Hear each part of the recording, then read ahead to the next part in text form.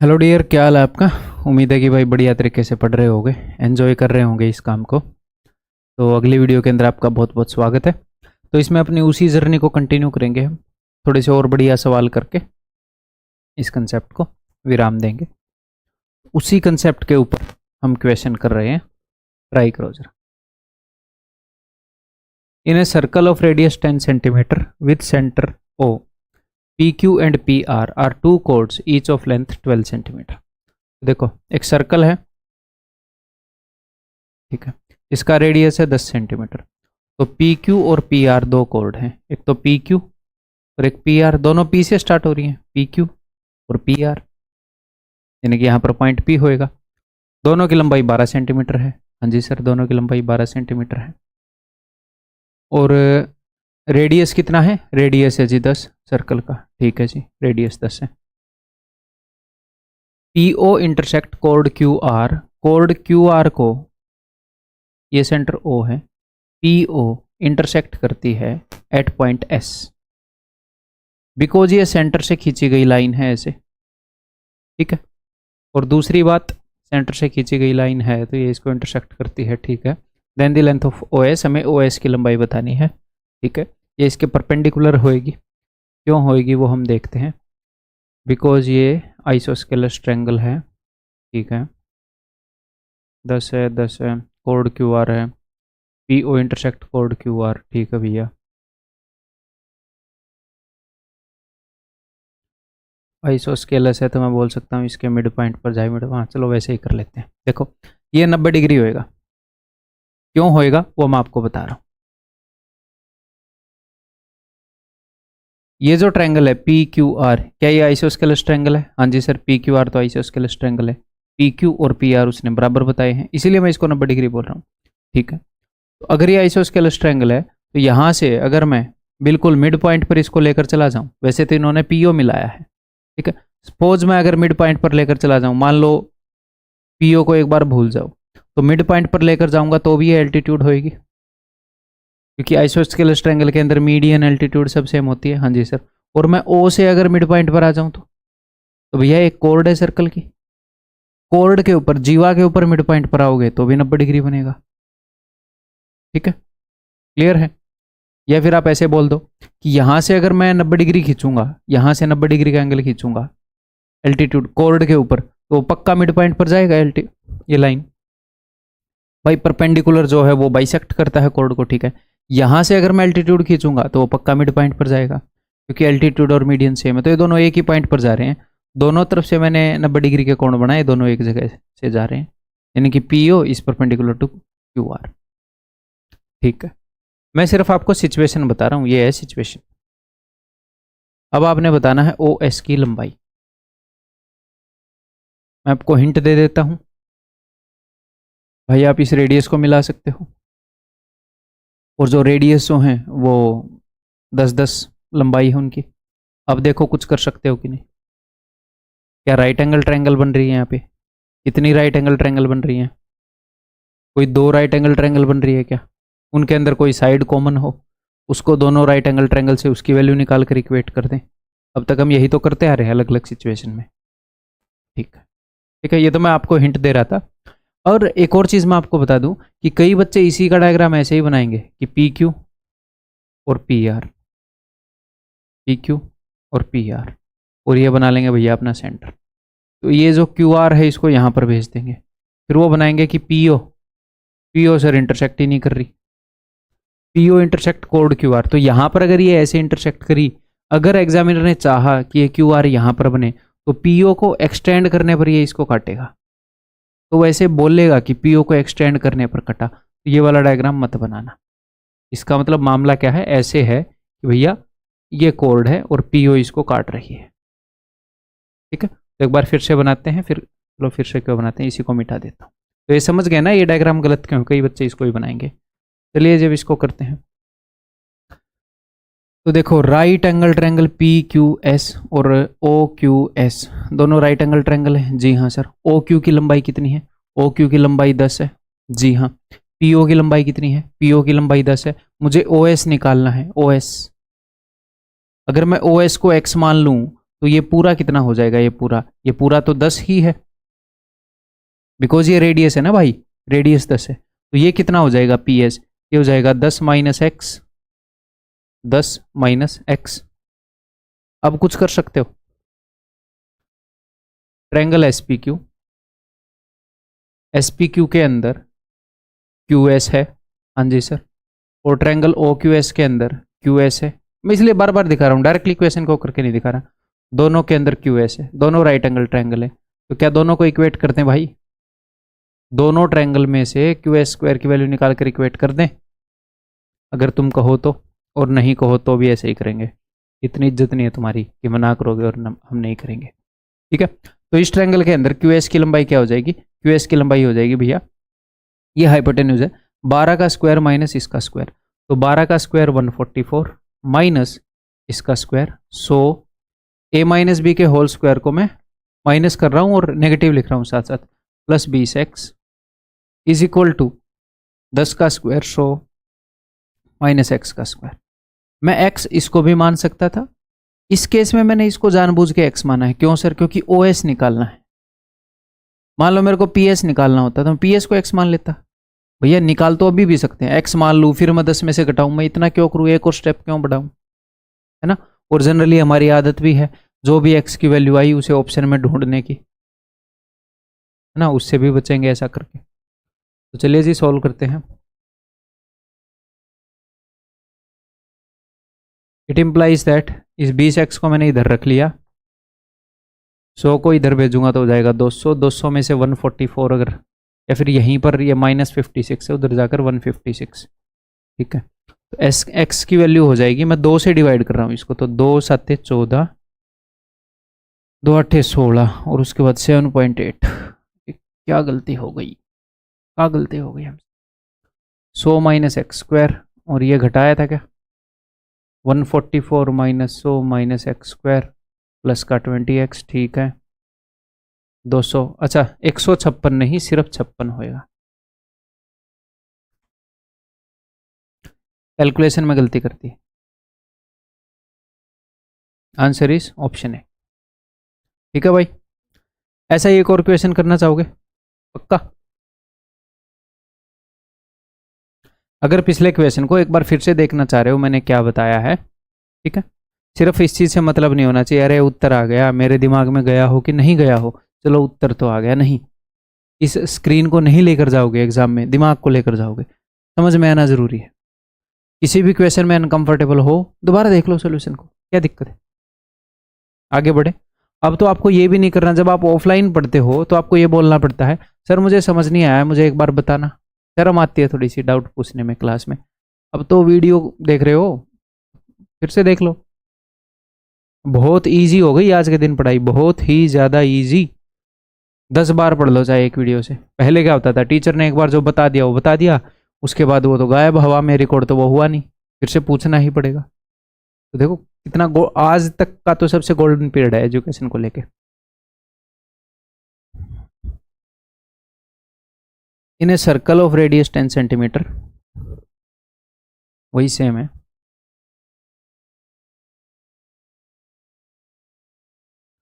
PQ and PR are two equal chords, PQ and PR।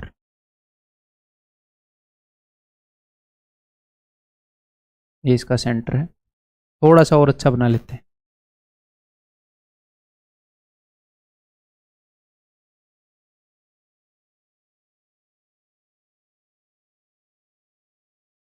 Centre O पर है, दो equal code हैं, दोनों की लंबाई 12 है। What is the length of QR? तो QR की लंबाई निकालनी है भैया, ये मैं आपको बता चुका हूँ कि 90 डिग्री पर होंगे और क्यों होंगे, ठीक है। तो देखो ये जो है ये रेडियस है, ये 10 है, हाँ जी सर। तो अगर मैं इसकी वैल्यू निकाल लूँ QZ की, तो QR की वैल्यू निकाल लोगे, बिकॉज यहाँ ये जो एल्टीट्यूड है इसको 2 बराबर हिस्सों में बांट रही है, हाँ जी। तो QZ की लंबाई निकाल के डबल कर देंगे। तो थोड़ी देर पहले हमने इसकी लंबाई निकाली थी पिछले क्वेश्चन में। तो अगर आपको इसकी लंबाई मिल जाए या इसकी लंबाई मिल जाए तो आप क्या कर सकते हो, तो देखो इसकी और यहाँ पर आप एक पाइथागोरस थ्योरम लगा दोगे दोबारा से, तो करते हैं वैसे ही। इसको करने के और भी कई तरीके हैं, बट ये ठीक ठीक लगता है मेरे को। तो इसको मैं मान लेता हूँ जी x और इसको मैं मान लेता हूँ tan माइनस एक्स, इधर लिखने की जगह है? ठीक। तो in triangle P Z Q and triangle O Z Q, Q Z O, इन दोनों के अंदर मैं क्यू जेड स्क्वायर की वैल्यू को इक्वेट कर रहा हूं।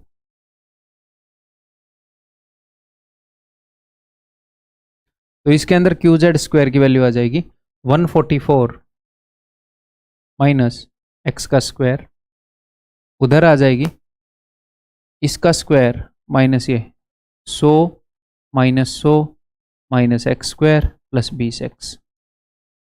ठीक है जी, तो ये तो कट जाएगा, ओके, ये भी कट जाएगा। ठीक है जी, तो 20x is equal to this, x की वैल्यू सीधी सीधी आ रही है, एक्स की वैल्यू अगर 7.2, मैंने 2 से काट दिया और 10 के कारण 1 के बाद बिंदी लगा दी। तो एक्स की वैल्यू अगर 7.2 है, यहाँ पर रख दें 7.2, इस ट्रायंगल को नीचे उतार लाते हैं। एग्जाम में आपको ये ट्रायंगल अलग से उतारने की जरूरत नहीं है, आप इन वैल्यूज़ को भी अलग से लिख सकते हैं ऐसे। ठीक है, मान लो ये 12 है, ये 7.2 है, तो मुझे ये निकालना है। मैं दोनों जगह 10 गुणा कर रहा हूँ, ठीक है भाई। तो दोनों जगह अगर मैं 10 गुणा करूंगा तो ये तो 120 हो जाएगा और ये 72 हो जाएगा। तो मैं अपने उत्तर को 10 से भाग कर दूंगा, क्यों? क्योंकि मैंने अननेसेसरीली इनको 10 से गुणा कर दिया। ऑलरेडी जो यहाँ पर आएगा मैं 10 से भाग कर चुका हूँ उसको। फिर मैं देख रहा हूँ कि यार ये 12 से तो कट रहा है, तो मैं 12 से काट देता हूँ, 12 एकम 12, 12 छिके 72, तो मैं अपने उत्तर को 12 से गुणा कर दूंगा, क्योंकि मैंने अननेसेसरीली इनको काट दिया 12 से। ये 6 है, ये 10 है, तो ये 8 होएगा, तो ये लो भैया। और जो मैं पहले उत्पात मचा रहा था उसका हिसाब मैंने कर लिया, तो 12 8 96, इट इज 9.6। अब वहां पर अगर 9.6 होता तो कई बंदे तो यहीं पर मार देते 9.6, बट ये क्यू जेड की वैल्यू है भाई, ये क्या है, ये क्यू जेड की वैल्यू है। तो क्यू आर की वैल्यू क्या होगी?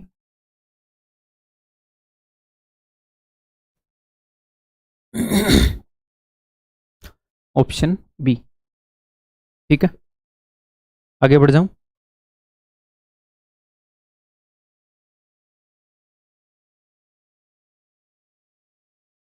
बताओ।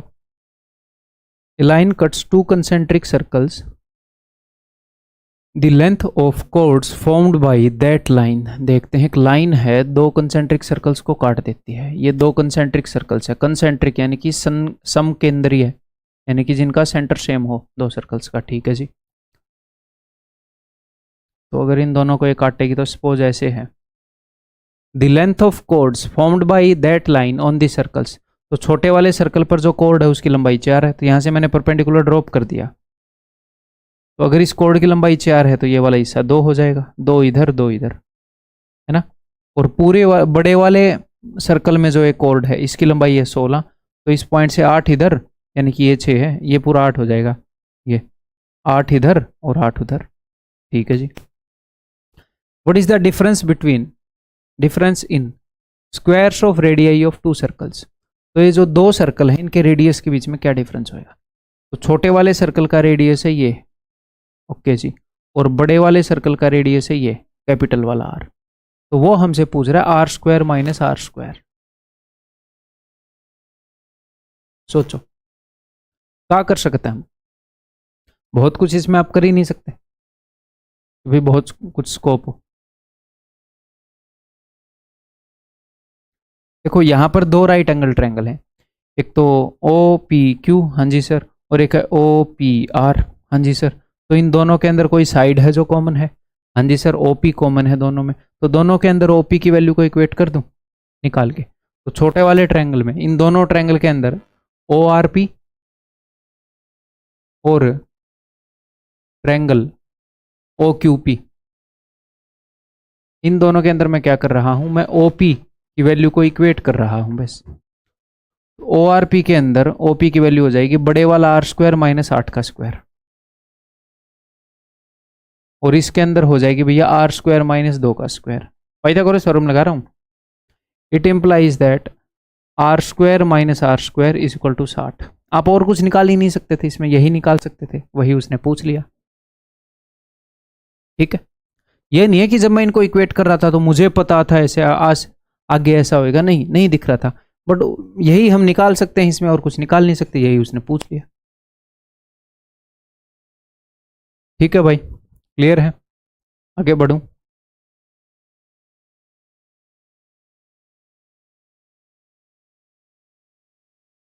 इन the given figure A B is 30, A B जो है वो 30 है, ठीक है भाई।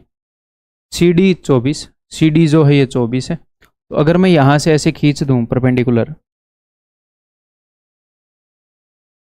तो सी डी अगर 24 है तो ये 12 होगा, ये 12 होगा, और पूरा ए बी अगर 30 है तो ये 15 होगा ये, और इससे उधर वाला 15 होगा। ये दो बराबर हिस्सों में बांटते हैं। हाँ जी sir. What is the value of M N? तो एम एन की वैल्यू क्या है? एम एन एक कोड है जो कि इस वाले सर्कल के टेंजेंट है। तो इतना तो आपको पता होगा कि यहां से अगर मैं खींचू 90 डिग्री का बनेगा। अब तक हमने बहुत सारे ऐसे इक्वेशन किए हैं, बाहर वाले सर्कल की कोड, अंदर वाले का टेंजेंट। तो आपको पूरी कोड की लंबाई नहीं मिलेगी, आपको लंबाई मिलेगी तो एनपी की मिलेगी, एमपी की मिलेगी, उसको डबल करना पड़ेगा। अब तक इतना समझ गए होंगे? हाँ जी सर। कैसे निकालेंगे बताओ? अगर मैं बोलूँ कि भाई एनपी की लंबाई निकालो, तो लेट दिस बी ओ। तो ट्रायंगल एनओपी में ओ एन है बाहर वाले सर्कल का रेडियस यानी कि कैपिटल आर, ओ पी है छोटे वाले सर्कल का रेडियस यानी कि स्मॉल आर। तो मैं बोल सकता हूं कि एन पी का square is equal to hypotenuse का स्क्वायर माइनस इसका स्क्वायर, पाइथागोरस। मैं वही निकालना चाह रहा हूं एन पी। तो मतलब कि कुल मिलाकर मुझे ये चाहिए, या तो मुझे ये दोनों रेडियस मिल जाए या R square minus R square मिल जाए। ठीक है, कुछ कर सकते हो इसके अंदर। नीचे अपने पास इंफॉर्मेशन गिवन है, तो ये है सर आर, स्मॉल वाला आर, और ये है भैया कैपिटल वाला आर, छोटे वाले सर्कल का रेडियस, बड़े वाले सर्कल का रेडियस। तो यहां पर फिर से वही जो पिछले के अंदर हमने किया था, दो ट्रायंगल हैं, आप यहां पर डी की वैल्यू निकाल लो, डी की वैल्यू को कंपेयर कर दो, इस डिस्टेंस को मैंने डी मान लिया। ठीक है, तो दोनों ट्रायंगल के अंदर D square is equal to D square कर रहा हूं मैं। तो इस वाली ट्रायंगल के अंदर let this be X, triangle O A X में डी स्क्वायर, और ट्रायंगल ओ सी एक्स में डी स्क्वायर, इनकी वैल्यू को इक्वेट कर रहा हूं। तो ओ ए एक्स में डी स्क्वायर की वैल्यू क्या होगी? Pythagoras theorem, R square minus 15 का स्क्वायर। ठीक है, is equal to O C X में आर स्क्वायर माइनस 12 का square.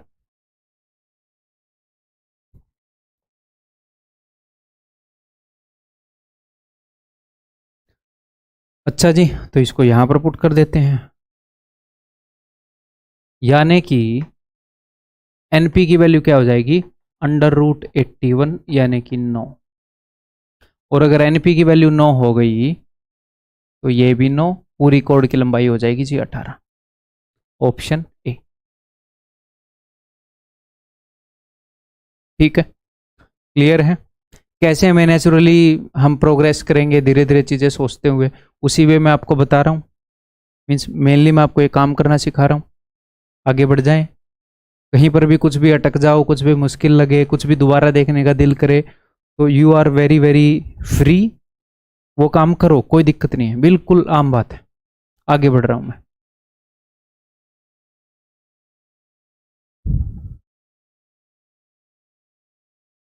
In two concentric circles A B and C D are two chords. ठीक है, दो कंसेंट्रिक सर्कल हैं, A B and C D दो कोड्स हैं of the outer circle which touch the inner circle. तो ठीक है, दो कोड हैं, एक तो ये वाली हो गई ए बी, एक ये वाली हो गई सी डी। ठीक है जी, which touch the inner circle at E and F. Then, तो निम्न में से कौन सा ट्रू है? तो मेरे भाई मान लो ये ओ है, मुझे एक बात बताओ, ओ ई की लंबाई कितनी होगी? ओ ई की लंबाई सर छोटे वाले सर्कल का रेडियस, और ओ एफ की लंबाई सर छोटे वाले सर्कल का रेडियस। तो ये जो कोड हैं ए बी और सी डी, इनके बारे में क्या बोलूं? मेरे को क्यों सुन रहे हो?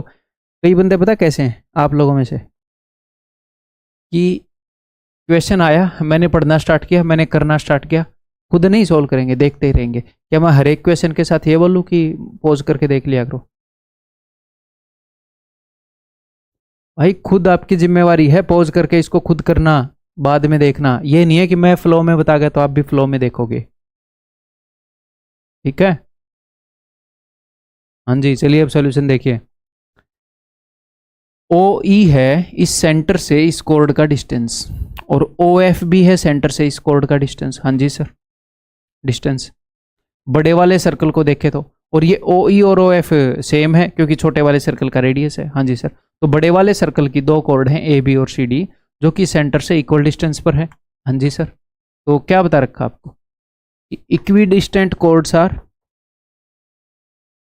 Equi distant chords are equal. Equidistant chords बराबर होंगी, अगर सेंटर से सेम दूरी पर होंगी तो बराबर होंगी। अगर कोई ज्यादा दूर चली गई तो छोटी होती चली जाएगी, ज्यादा पास आ गई तो बड़ी हो जाएगी। तो अगर ए बी और सी डी इक्वल डिस्टेंस पर है तो इसका मतलब A B is equal to C D. ठीक है, आगे बढ़ जाऊं। अब आएगा मजा, अब आएगा ना मजा पीड़ू। चलो, मैं पहले ये बोलूंगा कि कुछ क्वेश्चन आप करके देख लो, फिर मैं आपको कंसेप्ट बताऊंगा। एक बार करके देख लो। अब मैं आगे बढ़ रहा हूँ, ये करके देखो। अब मैं आगे बढ़ रहा हूँ, ये भी करके देख लो। अब मैं आगे बढ़ रहा हूँ, उम्मीद है कर लिया होगा। ये भी करके देखो। अगला देखो क्या है, ये रहने दो, ये करके देखो पॉज कर करके। चलिए अब मैं आपको कंसेप्ट बताता हूँ, फिर दोबारा करके देखना, फिर तो मैं एक एक करके समझा ही दूंगा।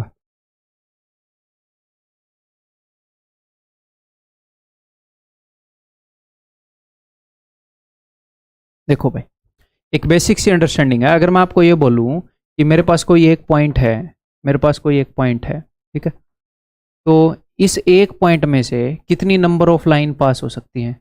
Number of lines passing through one point, एक पॉइंट से कितनी नंबर ऑफ लाइंस पास हो सकती हैं? ये है ये पॉइंट, करके देखें। ये पास हो गई, ये पास हो गई, ये पास हो गई, ये पास हो गई, ये पास हो गई, तो कितनी हो गई number of lines passing through a point? अगर ये पॉइंट है तो इनफाइनाइट। कितनी हो गई भाई? इनफाइनाइट।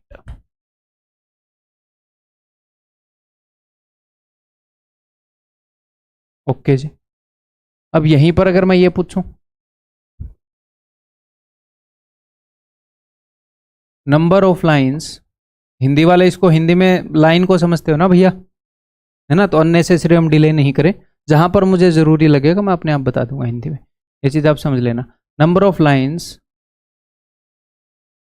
पासिंग थ्रू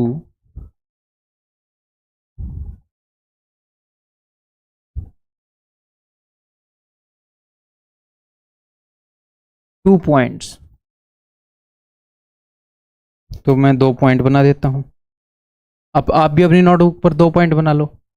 और ये मत करना ये चालाकी कि भैया ये एक लाइन है और इसी के ऊपर एक लाइन खींच दो, ये एक लाइन है फिर ये एक लाइन है, फिर मैं भी एक ही जगह पर थप्पड़ मारूंगा 15-20 और बोलूंगा एक ही मारा है, बिल्कुल एक ही जगह मारा है।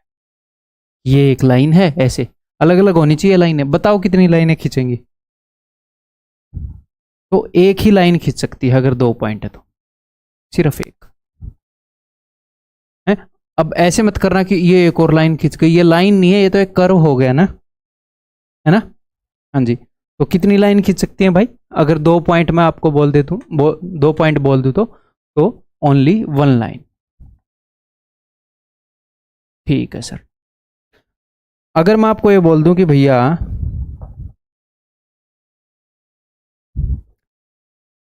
तीन पॉइंट, अगर मैं आपको दे दूं 3 पॉइंट्स,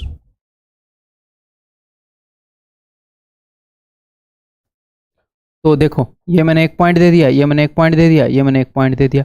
बताओ नंबर ऑफ लाइंस, यानी कि ऐसी लाइन जो तीनों पॉइंट से पास हो रही हो। ये मत बोलना कि एक तो यहां से हो गई एक यहां से होगी, अरे सर तीन, ना ना ना, ऐसी लाइन है जो तीनों पॉइंट से पास हो रही हो। ऐसी तो एक भी लाइन नहीं है, ऐसी तो एक भी लाइन नहीं है जो तीनों से पास हो रही हो। तो इस केस में क्या हो गया? इस केस में हो गया जीरो लाइंस। ठीक है, लेकिन यहीं पर अगर मैं इन पॉइंट्स को कोलिनियर बना दूं, कोलिनियर यानी कि समरेखीय, बिल्कुल सीधे एक लाइन के ऊपर, तो यहां पर हो जाएगी वन लाइन। ऐसे तो आप चाहे 4 पॉइंट को कोलिनियर बना दो, ठीक है, ऐसे तो चाहे आप 4 पॉइंट को कोलिनियर बना दो। तो यहां पर क्या था, यहां पर नॉन कोलिनियर पॉइंट्स थे, गैर समरेखीय point.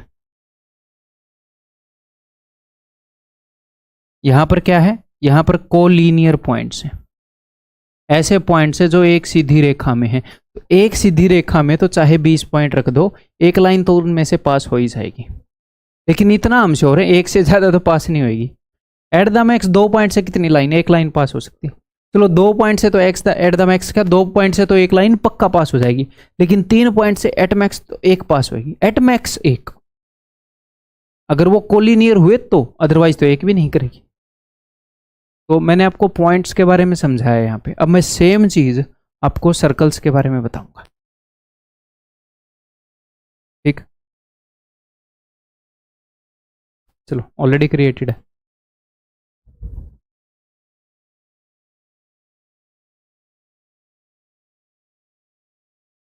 Number of circles passing through one point, एक पॉइंट से कितने सर्कल पास हो सकते हैं। ट्राई करना है एक बार, अपनी नोटबुक के ऊपर एक सर्कल बना लो और ट्राई करो इसमें से कितने सर्कल पास होंगे। एक बना दिया, एक और बना दिया, एक और बना दिया, एक और बना दिया, एक और बना दिया, एक और बना दिया। कितने ही बनवा लो भाई, शाम तक बनाता रहूंगा मैं, कितने भी बनवा लो। एक पॉइंट से पता नहीं कितने ही सर्कल पास करवा लो, आप कोई दिक्कत ही नहीं है। इनफाइनाइट सर्कल्स, अनगिनत सर्कल्स पास हो सकते हैं।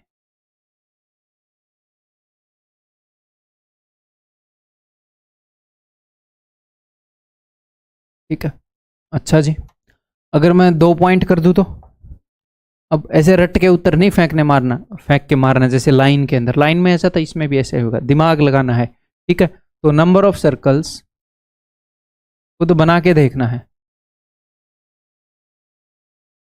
नहीं तो एक सर्कल तुम्हारे दिमाग में से पास कर दूंगा। Number of circles passing through 2 points, बना के देखो। नोटबुक के ऊपर 2 पॉइंट बना लो, ये लो भाई, पास करके देखो कितने सर्कल पास हो सकते हैं इनमें से। हाँ, हो सकता है आप बहुत ही अच्छे सर्कल ना बना सको, बट आपको इतना तो पता है कि ये तो ऐसे पास तो हो ही गया यार, एक इधर से पास कर दिया मैंने। अब आपको लगे अरे 2 ही पास होंगे, क्यों भाई, ये लो, ये लो, ये लो।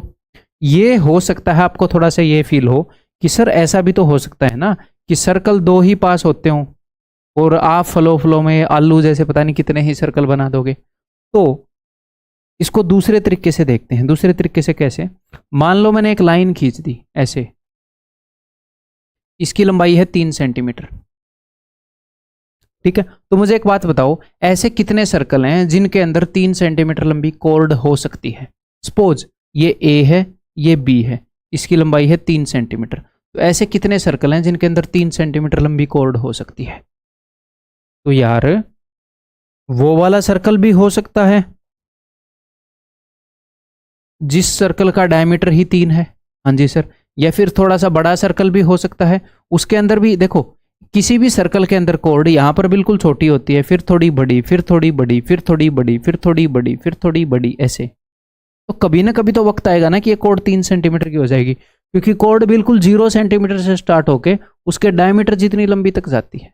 तो अगर कोई ऐसा सर्कल है जिसका डायमीटर 3 सेंटीमीटर से बड़ा है, तो 0 से स्टार्ट होकर तब तक की लंबाई तक की सारी कॉर्ड उसके अंदर मौजूद होती है, इनफाइनाइट कॉर्ड्स। तो कोई भी सर्कल बना लो उसमें कोई ना कॉर्ड तो होएगी 3 सेंटीमीटर की, क्योंकि 0 से स्टार्ट होकर धीरे धीरे बढ़ेंगी। तो मैं ये क्यों बता रहा हूं, मैं इसलिए बता रहा हूं कि अगर इनके बीच का कोई फिक्स डिस्टेंस है, कोई भी 2 पॉइंट है, कोई तो फिक्स डिस्टेंस होगा, तो इतनी लंबाई की कॉर्ड कितने सर्कल में हो सकती है। सर लगभग हर एक ही सर्कल में इतनी लंबाई की कॉर्ड होएगी, अगर वो इतनी लंबी लाइन को अकोमोडेट कर सकता है तो देख लो बहुत सारे सर्कल पास हो जाएंगे।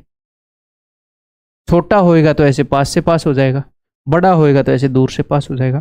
तो इनफाइनाइट सर्कल्स कैन पास, कितने, 2 पॉइंट से कितने, इनफाइनाइट, अनगिनत। ओके सर, आगे बढ़ते हैं। देखो, नंबर ऑफ सर्कल्स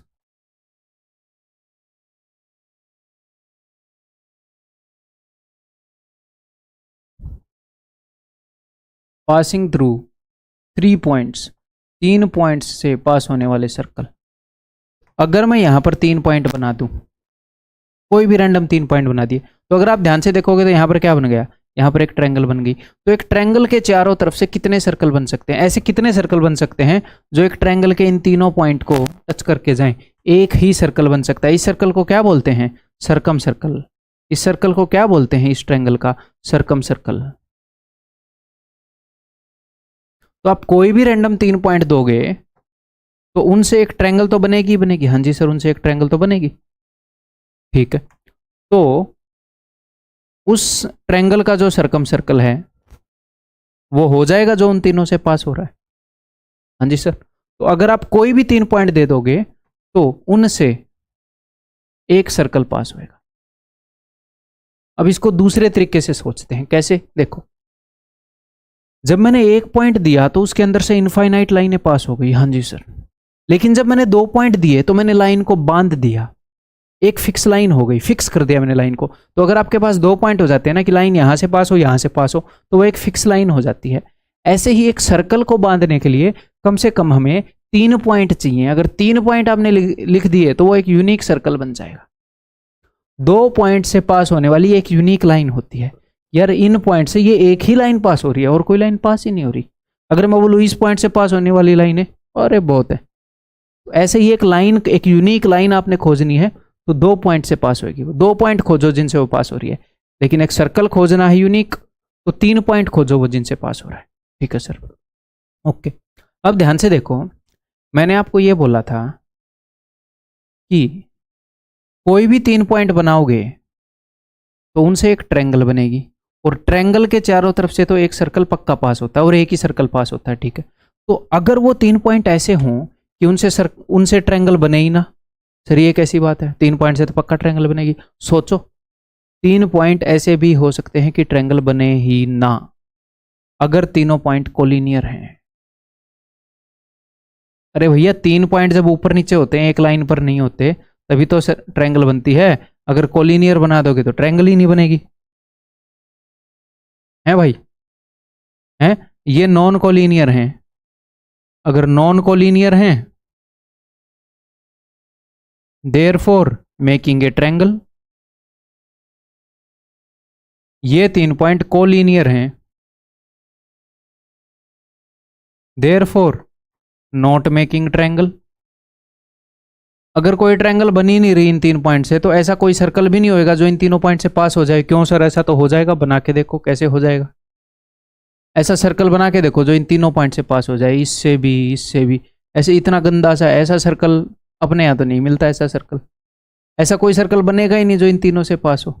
ऐसा कोई सर्कल बनेगा ही नहीं जो तीनों से पास हो, है ना, नहीं बन पाएगा। तो अगर बंदे ने 3 कोलिनियर पॉइंट दे दिए या 4 कोलिनियर पॉइंट दे दिए, फिर सर्कल पास नहीं होएगा।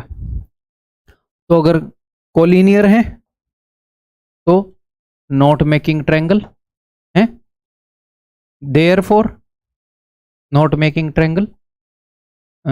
कैसे लिखूं, देयरफॉर 0 सर्कल्स, देयरफॉर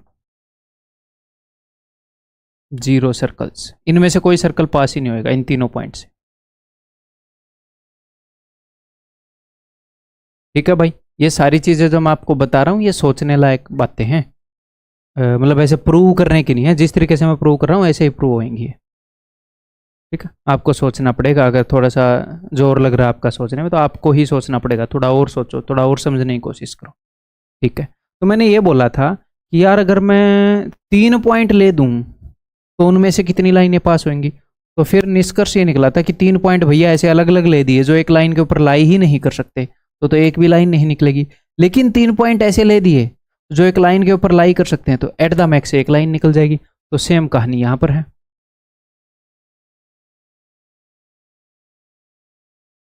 अगर मैं 4 पॉइंट ले दूं, देखो 3 पॉइंट चाहिए एक सर्कल को फिक्स करने के लिए।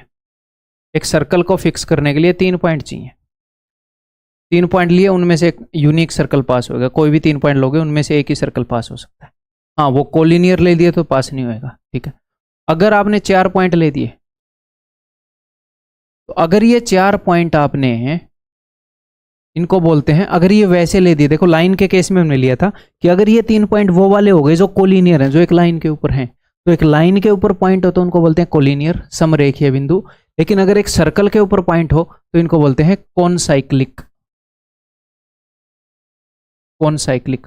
आपने अगर ऐसे पॉइंट ले दिए जो एक सर्कल के ऊपर लाई कर रहे हैं, अगर ये कॉनसाइक्लिक ले दिए तो एट मैक्स तो एक सर्कल पास हो जाएगा, अदरवाइज नहीं होएगा। तो एक सर्कल पास हो जाएगा, अदरवाइज नहीं होएगा। अगर आपने कोई भी रैंडम ऐसे 4 पॉइंट ले दिए, ये लो, इनमें से पास करके दिखाओ सर्कल, हो ही नहीं सकता, क्योंकि भैया कॉनसाइक्लिक नहीं है। दीज आर नॉन कॉनसाइक्लिक, गैर समवृत्तीय हैं, नॉन कॉनसाइक्लिक। इनमें से 0 circle passing, 0 circles passing in चारों पॉइंट में से। तो अगर मैं आपको ये बोलता हूं कि भैया 4 पॉइंट हैं, 4 पॉइंट दे दिया, उनमें से कितने सर्कल पास हो सकते हैं, तो भैया अगर वो कॉनसाइक्लिक निकले, समवृत्तीय निकले, तो एक सर्कल पास हो जाएगा, नहीं निकले तो नहीं होएगा। तो मैक्सिमम एक सर्कल पास हो सकता है, इससे ज्यादा तो नहीं होंगे। मैक्सिमम एक पास हो सकता है, वो एक भी तब पास होगा जब ये कॉनसाइक्लिक निकले। ये मैंने सारी थ्योरी करा दी, सिर्फ इस होप में कि आप ये क्वेश्चन करोगे।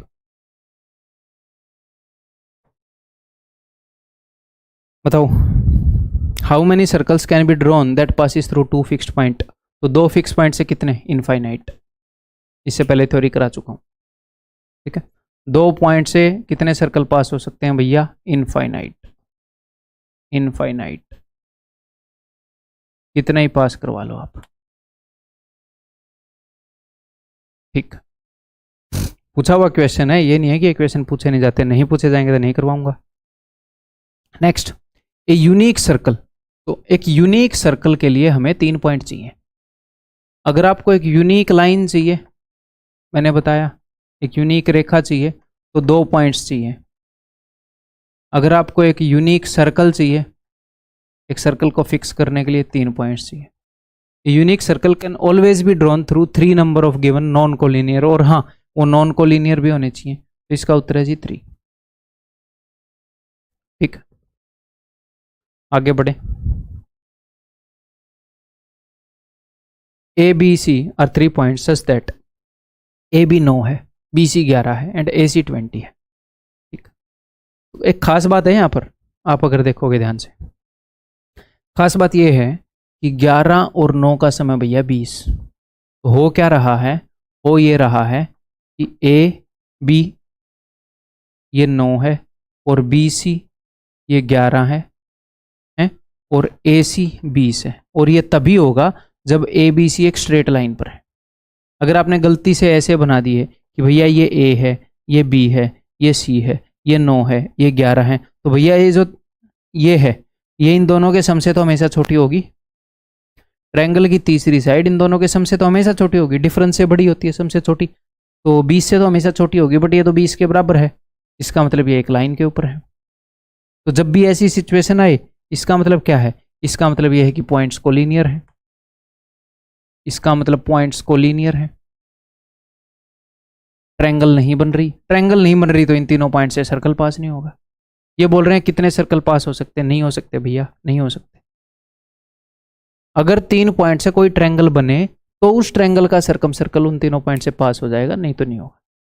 ट्रायंगल बननी जरूरी है, और कोलिनियर होंगे 3 पॉइंट तो ट्रायंगल बनेगी कैसे। ठीक, आगे बढ़ जाऊं, ये बताओ, through any given set of 4 points, 4 point से कितने सर्कल पॉसिबल हो सकते हैं, कितने सर्कल ड्रॉ करने पॉसिबल है। तो ये बोल रहा है एट मोस्ट वन सर्कल, ज्यादा से ज्यादा एक सर्कल पास हो जाएगा। देखो एक पॉइंट से इनफाइनाइट सर्कल पास हो सकते हैं हमें पता है, 2 पॉइंट से भी इनफाइनाइट पास हो सकते हैं हमें पता है, 3 पॉइंट से अगर ये कोलिनियर नहीं है तो हमें पता है 3 पॉइंट से भी एट द मैक्स एक ही पास होगा, क्योंकि कोलिनियर हुए तो 0 पास होंगे, कोलिनियर नहीं हुए तो 1 पास हो जाएगा। ऐसे ही 4 पॉइंट की कहानी है कि अगर कनसाइक्लिक हुए, समवृत्तीय हुए तो 1 पास हो जाएगा, अगर समवृत्तीय नहीं हुए यानी कि ऐसे पॉइंट हुए जो कि एक वृत्त के ऊपर नहीं है तो फिर 1 भी पास नहीं होगा। तो at most one circle, exactly 1 नहीं, अगर पॉइंट ऐसे हुए तो ठीक है, एट मोस्ट एक सर्कल पास हो सकता है। थ्योरी हम कर चुके हैं अच्छे से, ठीक है भाई, आगे बढ़ जाऊं। Now tell me this. अब ये 2 क्वेश्चन करवाऊंगा इस तरह के, थोड़े से मिसलेनियस से हैं, बट ये अंडरस्टैंडिंग होनी चाहिए हमें, ठीक है। 3 circles touch each other externally, 3 circle एक दूसरे को एक्सटर्नली टच कर रहे हैं, ठीक है भाई।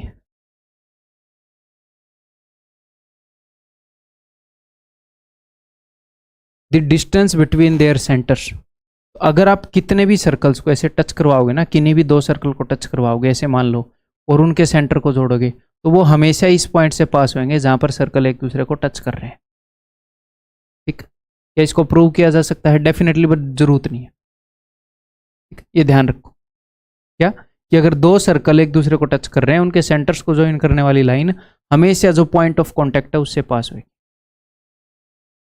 ठीक है जी, ओके जनाब। तो मान लो इस वाले सर्कल का रेडियस मैंने a मान लिया, तो यहां से यहां तक a, यहां से यहां तक a।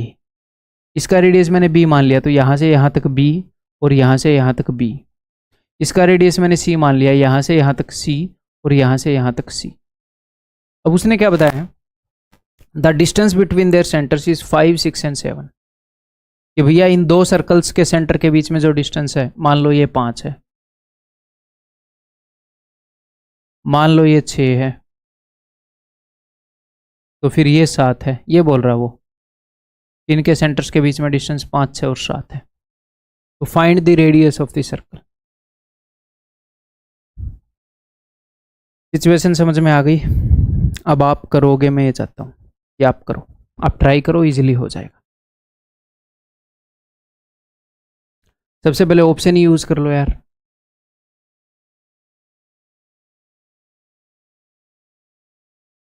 अगर आप ऑप्शंस को यूज करोगे तो होना क्या चाहिए, ये 6 क्या है, इन्हें भी 2 रेडियस को जोड़ा तो 6 आया, 2 रेडियस को जोड़ा तो 5 आया, 2 को जोड़ा तो 7 आया। देखो 3 और 2 5 आ गया, हाँ जी सर 5 आ गया, 4 और 3 7 आ गया, हाँ जी सर 7 आ गया, और 4 और 2 6 आ गया, हाँ जी सर 6 आ गया। तो बन गई बात। देखो अगर आप ऑप्शन ए को चूज कर रहे हो तो 2 और 3 5, 2 और 4 6, 4 और 3 7, 5 6 7 कैसे बने हैं, इन 2 सर्कल के रेडियस को जोड़ा तो 7, इन 2 को जोड़ा तो 5, इन 2 को जोड़ा तो 6। तो अगर ऐसे ही 2 2 के जोड़े बनाकर अगर 5 6 7 बन रहे हैं तो ये हो जाएंगे यहाँ पर सेट, यानी कि दिस इज द उत्तर। दूसरा तरीका मैं थोड़ी बताऊंगा यार, आपके सामने डायग्राम है, हद मचा रखे आपने। दूसरा तरीका ही मेरे से पूछ रहे हो। देखो a प्लस बी कितना है, 6। एलजेब्रा में कितनी बार की है ये सिचुएशन, b प्लस सी कितना है, 7। पहले कर चुके हैं ये सिचुएशन। a प्लस सी कितना है, 5। तो अगर आप टाइम एंड वर्क में भी ऐसी सिचुएशन हम कर चुके हैं, तो अगर आप इन सबको जोड़ दोगे, या तो इन सबको जोड़ दो, तो 2 बार a 2 bar b 2 bar c आ जाएगा। इन सबको जोड़ोगे तो a प्लस बी प्लस सी का डबल आएगा, तो 7 और 5 12 और 6 18 का आधा 9, मैंने आधा कर दिया, ठीक है। तो अगर a प्लस बी प्लस सी की वैल्यू 9 है, तो a प्लस बी प्लस सी की वैल्यू 9 है, a और b की वैल्यू तो भैया 6 है, तो इसकी वैल्यू कितनी होगी, 3। किसी भी एक वेरिएबल की वैल्यू आ जाए उसके बाद बस रिलैक्स हो जाया करो, क्यों, क्योंकि अब सब की आ जाएगी। c की वैल्यू 3 आ गई तो b की वैल्यू, a की वैल्यू आ गई 2, 3 और 2 5, और a की अगर 2 आ गई तो 2 और 4 6। तो 2 3 और 4 ये होने चाहिए, 2 3 और 4, फिर से ऑप्शन है, ठीक है, ओके। चलो अब नेक्स्ट क्वेश्चन करते हैं भाई, ये ट्राई करो। Try this. और ये तो सरकैट का क्वेश्चन है, कैसे कैसे क्वेश्चन ले आए, ये ले आए वो ले आए, सिर्फ रिलेवेंट लाऊंगा, जो अंडरस्टैंडिंग आपके पास होनी चाहिए, टेंशन मत लो। ठीक है, चलो एक बार मैं आपको कुछ चीज़ बताता हूँ थोड़ा सा, फिर इसको फिर से ट्राई करना। ठीक है,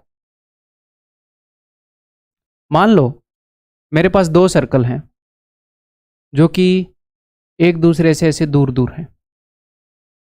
ये इसका सेंटर है C1, ये इसका सेंटर है C2, ये इसका रेडियस है भैया R, और ये इसका रेडियस है भैया स्मॉल r। तो डिस्टेंस बिटवीन सेंटर्स क्या होएगा, C1 C2 क्या होएगा, distance between centres will be greater than R plus R। मैं बोल सकता हूँ, मैं बोल सकता हूँ, क्यों? क्योंकि भैया ये इसका रेडियस R, ये इसका रेडियस R, तो इनके बीच का डिस्टेंस तो R प्लस R से तो ज़्यादा ही है, बीच में एक्स्ट्रा है। ठीक है, या फिर मैं इसे बोल सकता हूँ कि अगर मैं इस डिस्टेंस को D ले लूँ तो C1 C2 is equal to R plus D। अब ये चीज़ रटने की जरूरत तो नहीं है ना आपको, कि अगर मान लो इसका रेडियस 10 है, इसका 5 है, इनके बीच में 3 का गैप है, तो 10 और 5 15 और 3 18। जस्ट समझ लो ये चीज़, और ना ही ये मैंने रट रखी, मैं आपको बताऊं, जस्ट अभी क्रिएट करके आपको बता रहा हूँ, क्रिएट करके यानी कि ऐसे ही सिचुएशन क्रिएट करके कंसेप्ट। ठीक है जी, मान लो ये दोनों सर्कल एक दूसरे को टच कर रहे हैं, ये इसका सेंटर है, ये इसका सेंटर है, this is C1, this is C2, इसका रेडियस है कैपिटल R, इसका रेडियस है स्मॉल r। तो क्या मैं बोल सकता हूँ कि C1 C2 is equal to R plus R? आप बोलोगे जी हाँ सर, कोई दिक्कत ही नहीं है। ये पहले दूर थे, अब मैं इनको पास ले आया, अब मैं इनको और पास लेकर आऊंगा, देखना ऐसे ले आया मैं इनको। ये है C1, ये है C2, ठीक है, ये है कैपिटल R और ये है स्मॉल r। ठीक है, और इनके बीच का डिस्टेंस मैंने बोल दिया है जी D। दिखेगा कि नहीं दिखेगा? अगले पेज पे ले लेते हैं ना।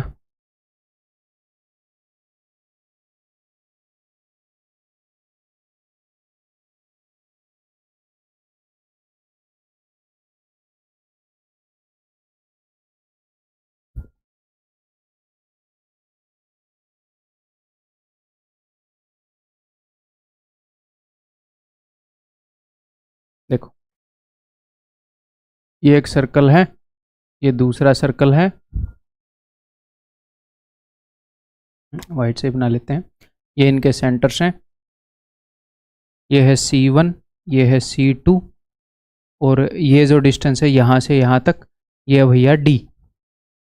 ठीक है, यहाँ से यहाँ तक ये जो डिस्टेंस है ये है कैपिटल R, और यहाँ से यहाँ तक ये जो डिस्टेंस होएगा ये क्या हो जाएगा, ये हो जाएगा सपोज स्मॉल r, और ये जो डिस्टेंस है ये है D।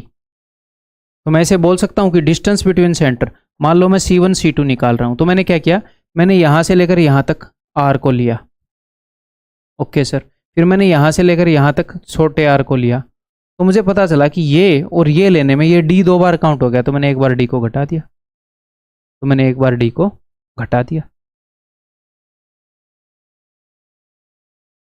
तो अगर मैं आपको ये बोलूँ कि मेरे पास एक सिचुएशन है कि भैया एक सर्कल है जिसका रेडियस 10 है, एक दूसरा सर्कल है जिसका रेडियस 7 है,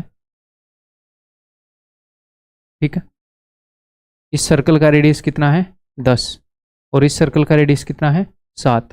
तो इन दोनों के बीच का जो डिस्टेंस है दैट इज इक्वल टू, कुछ भी मान लूँ मैं, मान लो 13 है, मान लो ये जो डिस्टेंस है ये 13 है। तो आप क्या बोलोगे यार, अगर ये सर्कल एक दूसरे को, क्या इसी टाइप का क्वेश्चन है क्या अपना, इसने EF बता रखा है, तो मैं आपको ये पूरा 13 बताने के बजाय मैं EF बता देता हूँ। मान लो ये मैं बोल देता हूँ ये 5 है, ठीक है, let this be C1, let this be C2, ठीक है। तो अब ध्यान से देखना, अगर मैं यहाँ से यहाँ तक जोड़ूंगा तो ये हो जाएगा 10, मैं यहाँ से यहाँ तक जोड़ूंगा तो ये हो जाएगा 7, है ना। तो ये 10 और ये 7, ये कितना होना चाहिए था, 10 + 7 ये 10 और ये 7, 17 होना चाहिए था। क्लियर है? तो लेकिन ये पूरा डिस्टेंस कितना होएगा, ये 10 और ये 7, ये 5 एक्स्ट्रा जुड़ गया, तो इस 5 को घटा देते हैं। ठीक है, या फिर ऐसे करना ठीक रहेगा। रुको एक बार मैं क्वेश्चन देख लूँ, थोड़ा सा मुझे कॉम्प्लिकेटेड लग रहा है कि मैं दूसरे तरीके से समझा दूंगा क्या। ए बी इसने बता ही यही रखा है, तो इसी तरीके से ए बी इसने बता दिया, रेडियस 20 बता दिया। इफ ईच ऑफ रेडियस 20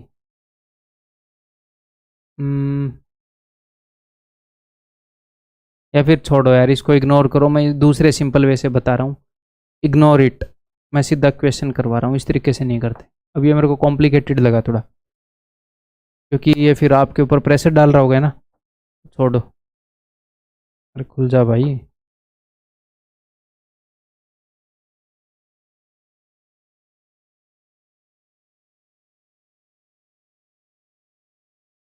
ये लो, छोड़ो उसको, फॉरगेट दैट। मैं उसको वैसे भी डिलीट करवा दूंगा, क्या बोलते हैं, इस पीपीटी को मैं ख़त्म ही करवा दूंगा, पीछे जो मैंने लिखी डिलीट ही कर दूंगा, आपको मिलेगी ही नहीं। द क्वेश्चन मिलेगा, below shown are 3 circles each of radius 20 and centre P Q and R. तो सेंटर पी क्यू और आर है। क्योंकि अगर ये बार बार रिपीटेटिव सिचुएशन होती ना तो मैं इस तरीके से करवाता, नहीं तो फायदा नहीं है, दूसरे सिंपल तरीके से हो रहा है।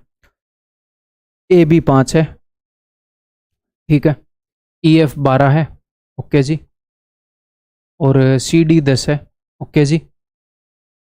What is the perimeter of P Q R. तो पी क्यू आर का पेरीमीटर क्या होगा, सोचो। देखो पी से लेकर ई तक कितना है डिस्टेंस, पी से लेकर ई तक डिस्टेंस है भैया 20, 20 ही बता रखा उसने। उसने हर एक का रेडियस 20 बता रखा। मान लो वो ये बता देता है एक का रेडियस 20 है, एक का 15 है, एक का 17 है, तो भी हम कर लेते। ठीक है, किसी एक का 20 मानते और वहां से स्टार्ट करते कहानी। ठीक है, ये 20 है और ये 12 है, तो ये हो जाएगा 8। हाँ जी सर। अब दूसरे वाले का ही 20 है ये रेडियस, ठीक है, तो 20 में से 12 गए 8, है ना। वो बस हमें क्या करना पड़ता है, 20 और 20 40 और 12 28, 40 माइनस 12 28, या 28 ही आ गया, तो उतना सोचने की भी जरूरत भी नहीं है। अब मैंने ध्यान दिया, तो अब उसने बोला है कि यहाँ से लेकर यहाँ तक ये 20 है। आप बोलोगे जी हाँ ये 20 है, तो 20 माइनस 10 ये 10 हो जाएगा। सिमिलरली यहाँ से लेकर यहाँ तक ये भी 20 है, रेडियस है ना, सेंटर से लेकर यहाँ तक रेडियस बोल रहा हूँ मैं, तो ये भी 10 हो जाएगा। सिमिलरली अब यहाँ पर तो ऐसे लिखने की जरूरत नहीं है ना, यहाँ से लेकर यहाँ तक 20 है, तो 20 में 5 गए 15, यहाँ से लेकर यहाँ तक 20 है, 20 में 5 गए 15, तो निकाल दो पेरीमीटर। तो 15 15 30 और 5 35, 12 और 8 20 और 8 28, 10 10 10 30, 93। बेसिक अंडरस्टैंडिंग से ही हो जाएगा। आगे बढ़ रहे हैं।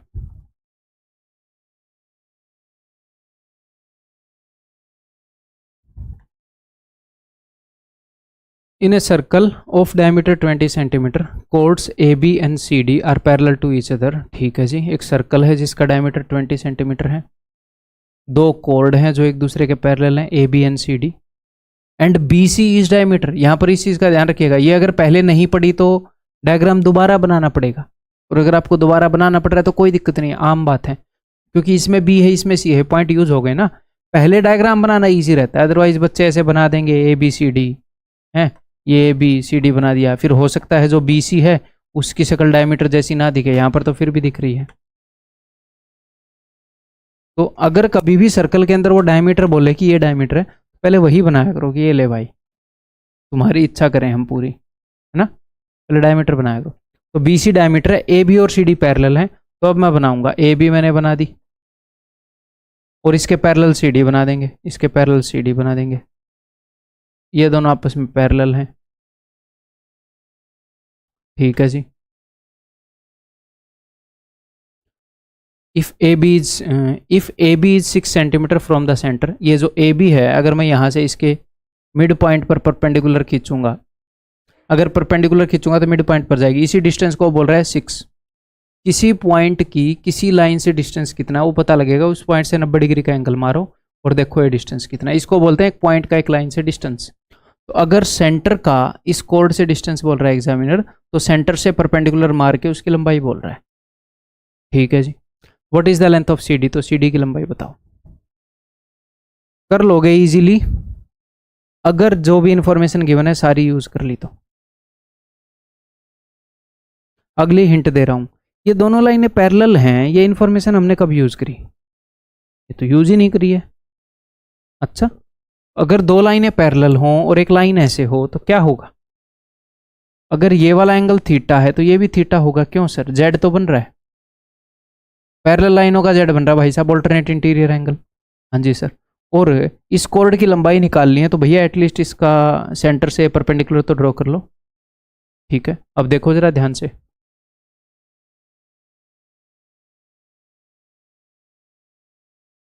देखो ट्रायंगल ओ पी बी और O Q C, 90 theta 90 theta, दो एंगल इक्वल हो गए तो ये तो सिमिलर निकली क्योंकि तीसरा एंगल बाय डिफॉल्ट इक्वल हो जाएगा। और एक और बात, 90 के सामने जो ओ सी है, जो हाइपोटेन्यूज है इसका, और जो 90 के सामने इसका हाइपोटेन्यूज है वो तो इक्वल है। क्यों, क्योंकि ये भी रेडियस है ये भी रेडियस है, तो सिमिलर तो ये है ही है और इक्वल भी है जो कोरस्पॉन्डिंग साइड है, तो ये तो कॉन्ग्रुएंट निकली, ये दोनों ट्रायंगल कॉन्ग्रुएंट है। अगर ये कॉन्ग्रुएंट है और ये 6 है तो ये भी 6 है। हाँ जी सर, यानी कि दोनों कोड सेंटर से इक्वल डिस्टेंस पर हैं, सेम डिस्टेंस पर हैं, तो दोनों इक्वल होंगी। ठीक है सर, कैसे निकालेंगे देखते हैं, कुछ तो दिया होगा उसने, डायमीटर दिया है 20, अगर डायमीटर 20 है तो ये रेडियस कितना हो जाएगा सर 10, 6 8 और 10, 8 और 8 16। ठीक है, क्लियर है, आगे बढ़ जाऊं।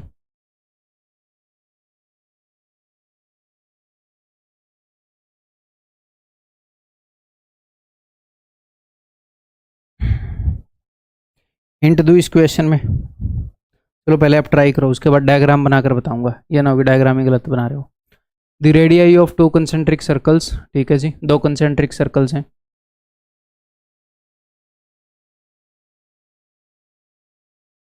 इनके रेडियाई हैं 26 और 16। ठीक है, कोड A B of the larger circle is tangent to the smaller circle at C, बड़े वाले सर्कल की एक कोड है ए बी जो कि छोटे वाले सर्कल को सी पर टेंजेंट है। ठीक, and A D is diameter, और ए डी डायमीटर है। What is the length of C D, तो सी डी की लंबाई क्या होगी। ठीक है जी, देखते हैं, निकाल लेंगे सी डी की लंबाई, बताओ क्या कर सकते हो। कॉम्प्लिकेटेड लग रहा है क्वेश्चन है ना, थोड़े से कंस्ट्रक्शन करने पड़ेंगे हमें, कॉम्प्लिकेटेड है भी। नंबर 1 आपको ये ध्यान होना चाहिए क्या, कि मान लो ये कोड है, तो जनरली ऐसे क्वेश्चन कैसे सोल्व होते हैं कि भैया मैं यहाँ से 90 डिग्री ड्रॉप कर लूँ। अब ध्यान से देखना, हिंट दे रहा हूँ मैं आपको, ये जो ओ है ये तो मिड पॉइंट है एडी का। अच्छा जी, ये मिड पॉइंट है, ओके, और क्या कर सकते हैं सोचो। चलो अगली हिंट दे रहा हूँ, इस ओ सी के, या फिर एक काम करो, एक लाइन बनेगी सेमी सर्कल के अंदर, बड़े वाले सर्कल में, ये डायमीटर है ना, सेमी सर्कल के अंदर एक लाइन बनेगी, ये भी 90 डिग्री की होगी। क्यों, क्योंकि सेमी सर्कल डायमीटर जो एंगल बनाता है वो 90 डिग्री का होता है, ये हम यहाँ पर यूज़ कर रहे हैं, कहीं पर भी बनाते हैं, आगे हम प्रूव करेंगे इस चीज़ को। ठीक है सर, ओके, ये भी 90 है। अब अगर मैं एक बार सी डी को मिटे दूं, वैसे सी डी हम कैसे निकाल सकते हैं, right angle triangle C B D में अगर मुझे डी भी मिल जाए, मुझे बी सी मिल जाए, तो मुझे सी डी भी मिल जाएगी। अब देखो, मैं चाह रहा हूँ कि आप खुद करो इसको। तो भाई अगर लाइन ओ सी जो है ये इसके परपेंडिकुलर है, लाइन डी बी भी इसके परपेंडिकुलर है, तो ये दोनों पैरेलल हो जाएंगी। हाँ जी सर, तो ट्रायंगल ए बी डी में बेस के पैरेलल एक लाइन हो गई। हाँ जी सर, तो कुछ कर सकते हैं क्या, बेस के पैरेलल लाइन आ गई। तो अगर ओ मिड पॉइंट है, क्योंकि ओ सेंटर है ना, पूरा एडी डायमीटर है, तो फिर ये भी मिड पॉइंट होएगा, और ये तो वैसे ही मिड पॉइंट था ही क्योंकि सेंटर से हमने 90 डिग्री बनाया है यहाँ पे। ठीक है, तो अगर ये मिड पॉइंट है, मिड पॉइंट थ्योरम यहाँ पर आप यूज़ करोगे, तो एक बार वैल्यूज उठा लाते हैं। बेसिकली मुझे क्या करना है, मुझे बी सी और बी डी निकालूंगा ताकि पाइथागोरस थ्योरम लगा के मैं सी डी निकाल पाऊँ। बड़े वाले सर्कल का रेडियस है जी 26, यानी कि यहाँ से लेकर यहाँ तक है 26, तो यहाँ से लेकर यहाँ तक हो जाएगा 26। छोटे वाले का रेडियस है जी 16, यानी कि यहाँ से लेकर यहाँ तक है 16, तो बिकॉज ये मिड पॉइंट थ्योरम है, ये 16 है तो ये हो जाएगा 32। एक बड़ी ट्रायंगल के अंदर दो साइड के मिड पॉइंट को मिलाकर बनी लाइन तीसरी लाइन के पैरेलल होती है और उससे हाफ होती है, इसके हाफ है वो 32। ठीक है जी। अब मुझे निकालना है बी सी। तो भाई बिकॉज सी मिड पॉइंट है, अगर मैं ए सी निकाल दूँ तो बी सी भी आ जाएगा, तो ए सी निकालो।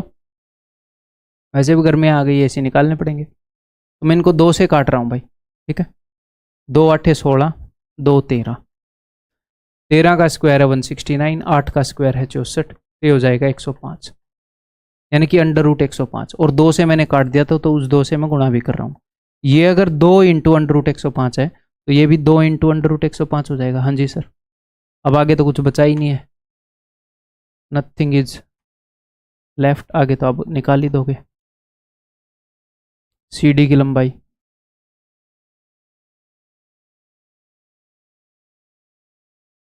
सी D is equal to under root इसका स्क्वायर, तो 2 का स्क्वायर 4, इसका स्क्वायर 105, तो 420 प्लस इसका स्क्वायर 1024 होता है। ये हो जाएगा भाई 1444, जो कि 38 का स्क्वायर होता है। बार बार यूज कर करके भी याद हो जाते हैं ऐसे, नहीं तो आप निकाल ही लेते इसका स्क्वायर रूट। ठीक है, नहीं तो हम निकाल लेंगे, याद नहीं होगा तो। 30 तक याद करने हैं नफ है, 50 तक वालों पर आप नज़र मार सकते हो, कभी कभी कभी कभी लिख लिए। ठीक है, कंपलसरी 30 तक स्क्वायर याद करना। ठीक, आगे बढ़ जाए। कितने क्वेश्चन है इस कंसेप्ट में? हाउ मेनी क्वेश्चन आज? 3 क्वेश्चन और करेंगे, फिर उसके बाद सारे HW है, अगला कंसेप्ट हो जाएगा फिर, है ना। चलो देखो, in the figure the diameter of circle is 3 centimetre. ठीक है जी। AB and MN are 2 diameters. AB और MN ये दोनों डायमीटर है, तो जहां से 2 डायमीटर पास हो रहे हैं वो तो एक सेंटर ही होएगा। क्यों सर? क्योंकि भैया डायमीटर जो है, ये डायमीटर पक्का सेंटर से पास होगा, ये डायमीटर भी पक्का सेंटर से पास होगा, तो जहां पर भी ये इंटरसेक्ट करेंगे वो सेंटर होगा। ठीक है, तो AB and MN are 2 diameter such that MN is perpendicular to AB। ये सेंटर से पास हो रहे हैं और ये एक दूसरे के परपेंडिकुलर है। ठीक है जी। In addition CG is perpendicular to AB। ये जो CG है ये AB के परपेंडिकुलर है, यानी कि ये भी 90 डिग्री के एंगल हो गए। ठीक है जी। सच दैट उसने कुछ बताया है, देखेंगे। DF is perpendicular to MN, और ये जो DF है ये इस MN के परपेंडिकुलर हो गया, तो ये भी 90 डिग्री के एंगल हो गए। तो 3 एंगल अगर ये 90 के हो गए तो ये भी 90 का हो गया। ठीक है, यानी कि ये दोनों लाइनें पैरेलल हैं, ये दोनों लाइनें पैरेलल हैं। इतना हमने प्रूव कर लिया। ओके, अब उसने हमें ये ऐसा बताया है कि AE is to EB is 1:2। AE is to EB is 1:2, और AB जो है वो डायमीटर है, AB डायमीटर है। तो पूरे डायमीटर की लंबाई क्या क्या हो जाएगी? अगर ये 1 यूनिट है और ये 2 यूनिट है, तो 2 और 1 3 यूनिट हो जाएगी। मैं नहीं चाहता कि डायमीटर की लंबाई ओड हो, फिर रेडियस फ्रैक्शन में आएगा। डबल कर लो रेशियो को, 2:4 कर लो। ओके, अगर AE की लंबाई 2 है, पूरे डायमीटर की लंबाई कितनी है सर? 4 और 6, रेशियो में ही बोल रहा हूँ, रेशियो में ही, एग्जैक्ट नहीं सर। 4 और 2 6 है। अच्छा जी, 6 है, तो 6 का आधा 3 होएगा, तो रेडियस की लंबाई 3 होएगी, तो 2 यहाँ पर हो गया, 2 और 1 3, और इस पॉइंट से आगे 3। उसने सर्कल का डायमीटर कितना बता रखा है? The diameter of the circle is 3 centimetre. Diameter अगर 3 है तो यहाँ पर तो डायमीटर 6 ले रखा है, यानी कि रियल चीज़ें इनसे हाफ है। रियल चीज़ें क्या है भाई? इनसे हाफ है। यहाँ पर डायमीटर 3 है, तो मुझे क्या करना पड़ेगा? इसे हाफ करना पड़ेगा भाई। कर लेते हैं, और क्या ही करें। इस 2 का मतलब हमने तो मुश्किल से डबल किया था, इस भाई ने हाफ करवा दिया। अब की बार डबल करना रहने देंगे, और तो क्या ही है, बेशरम है। चलो आगे देखते हैं। NL इज टू LM का रेशियो 1:2, तो NL इज टू LM, ये भी डायमीटर है, इसका रेशियो 1:2। तो इस पूरे डायमीटर की लंबाई कितनी है? 3, और रियल में पूरे डायमीटर की लंबाई कितनी है? 3। तो ये रियल वैल्यूज ही हैं, मैं इनको डबल नहीं कर रहा। ठीक है, तो NL की वैल्यू है जी 1, तो NO की वैल्यू कितनी है? ये तो रेडियस है NO, पूरा डायमीटर अगर 3 है तो ये 1 है, तो ये हो जाएगी 0.5, और इससे आगे हो जाएगी 1.5। एग्जामिनर हमसे पूछ रहा है द लेंथ ऑफ DH, बताओ डी एच की लंबाई कितनी होगी। 2 1 3 को तो काट ही देता हूँ, इनका तो क्या मतलब ही क्या है। बताओ कैसे बताओगे, डी एच की लंबाई कैसे निकालूं, मुझे पता है ये 90 डिग्री का है। अगर मैं ये बना दूं तो ये तो देखो ये 0.5 ये 0.5 90 90 90, तो ये तो मेरे पास है डी, तो लेकिन क्या ये है, ये तो नहीं है। कहाँ पर बनाऊं फिर, राइट एंगल ट्रायंगल जनरली कहाँ पर बना के फायदा होता है, सर्कल के अंदर। सेंटर से अगर खींचेंगे तो उसका रेडियस पता होता है ना, रेडियस यूज हो जाती है, रेडियस की लंबाई। तो डी से लेकर ओ तक रेडियस की लंबाई है 1.5, ये है 0.5 और इसकी लंबाई भी 0.5 है। क्यों सर, बिकॉज ये 90 90 डिग्री हो गया और ये स्क्वायर बन गया है, यही 0.5 यही 0.5, ठीक है सर। तो देखो ये 2 साइडें पता है, तीसरी साइड तो पता लगी जाएगी ना, ठीक है। ये है 1.5, ये है डी ओ और ये है ओ एल, ये है 0.5, ठीक है। तो 15 का स्क्वायर क्या होगा, वैसे लिखने का क्या ही फायदा, मैं सोच रहा था डबल कर दूं बट ऐसे ही कर लेते हैं। डी एल का स्क्वायर क्या होगा भाई, डी एल को ही ले लेते हैं, अंडर रूट पाइथागोरस थ्योरम लगा रहा हूँ, 15 का स्क्वायर 2.25, या फिर फ्रैक्शन में ही ले लें, ये 3/2 है, 3/2 का स्क्वायर 9/4 और इसे 1/2 का स्क्वायर 1/4, तो 9 - 1 8/4 यानी कि 2, यानी कि अंडर रूट 2। अगर डी एल की लंबाई अंडर रूट 2 है तो ये क्या हो जाएगा डी एच, तो डी एच हो जाएगा अंडर रूट 2 - 1/2 यानी कि 2√2 - 1/2, option D, answer is option D. आगे बढ़े,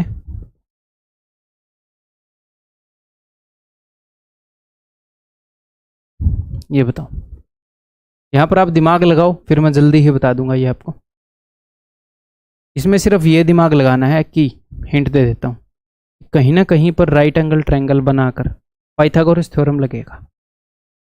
लेकिन चैलेंज ये है कि उस राइट एंगल ट्रायंगल के अंदर हमें ये जो स्क्वायर की साइड दे रखी है 6, इसको भी यूज़ करना है और इस सर्कल का रेडियस निकालना है। उस सर्कल का जो रेडियस है वो भी कहीं ना कहीं उसके अंदर इन्वॉल्व हो, ताकि मैं पाइथागोरस थ्योरम लगाऊं और वो आ जाए। सोचो सोचो, कहाँ पर बनाऊं। अगर मैं यहाँ पर बनाऊंगा, देखो मैं वैसे ही आपको एक्सप्लोर करके बताता हूँ, अगर मैं यहाँ पर बनाऊंगा तो यहाँ से लेकर यहाँ तक का डिस्टेंस मुझे नहीं पता। ये मत बोल देना डायगोनल का हाफ, डायगोनल ये है, डायगोनल ही दे के मारूंगा सिर में सीधा ये उठा के। यहाँ पे तो ये सी क्यों पता नहीं चलेगा, जहाँ पर कुछ पता नहीं चलेगा वहाँ पर कैसे लगाएंगे, कैसे बनाएंगे हम ट्रायंगल। अगर मैं सी से, बिकॉज ये पी एम एक कोर्ड है, हाँ जी सर पी एम एक कोर्ड है, सी से यहाँ पर परपेंडिकुलर ड्रॉप कर दूँ तो इसको 2 बराबर हिस्सों में बांट देगी, यानी कि ये भी 3 ये भी 3, ठीक है सर। तो सपोज ये क्यू है, तो ठीक है सर, तो सी क्यू की लंबाई निकाल सकता हूँ क्या, नहीं पता नहीं, सोचो सी पी की लंबाई क्या होगी, सी पी तो सर्कल का रेडियस है जो कि मैंने आर मान लिया, तो किसी तरीके से सी क्यू की लंबाई निकाल सकता हूँ क्या।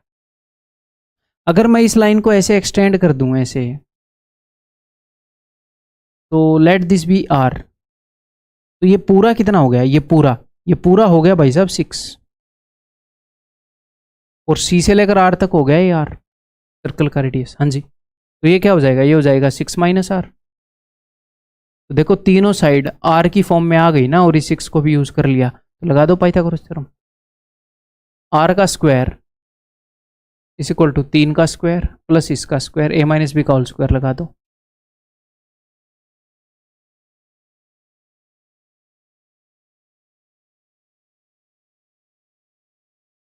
It implies that 12r is equal to 45, r is equal to 45/12, बोले तो 12 × 3 = 36, 9/12 यानी कि 3/4, ऑप्शन बी, ठीक है। आगे बढ़ूं, ये और बता दो भाई, देखो अब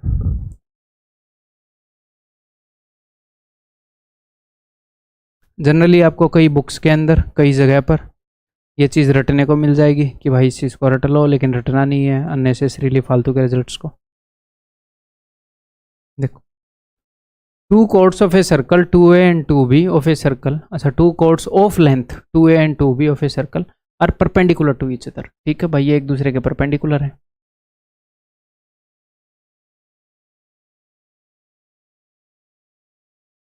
ये सपोज सेंटर हो गया। At a point they meet, जहां पर ये मिलती है वहां पर ये परपेंडिकुलर है, ठीक है। If the distance between the centre of the circle to this point, centre of the circle का इस पॉइंट से जो डिस्टेंस है वो सी है, ठीक है जी। सी इज लेस देन रेडियस, तो देखो सेंटर से यहां से लेकर यहां तक है रेडियस, तो उससे तो छोटा ही है, ठीक है। तो सर ये बड़ा कब होएगा? अगर कोई गंदा बच्चा ऐसे कॉर्ड बना दे तो ये बाहर इंटरसेक्ट कर जाएंगे, ये बड़ा हो जाएगा। तो वो इसको रोक रहे हैं कि भैया सर्कल से बाहर मत इंटरसेक्ट करवा देना, ठीक है। Then what is the radius of the circle, तो सर्कल का रेडियस क्या, तो उसने क्या क्या दिया है, कॉर्ड की लंबाई दी है, उसको यूज करते हैं। यहाँ से मैंने परपेंडिकुलर बनाया, वो इसको दो बराबर हिस्सों में बांटेगा, हाँ जी सर। तो कॉर्ड की लंबाई है 2a, तो इससे उधर a, उससे उधर a। मैं उस तरफ बनाऊंगा अगर मुझे राइट एंगल ट्रायंगल बनानी पड़ेगी, तो क्यों बना तो मैं इधर भी सकता हूँ, लेकिन घचपच हो जाएगी, खिचड़ी बन जाएगी सर, अभी भूख नहीं लगी है, ठीक है। उस तरफ बनाऊंगा, ओके सर।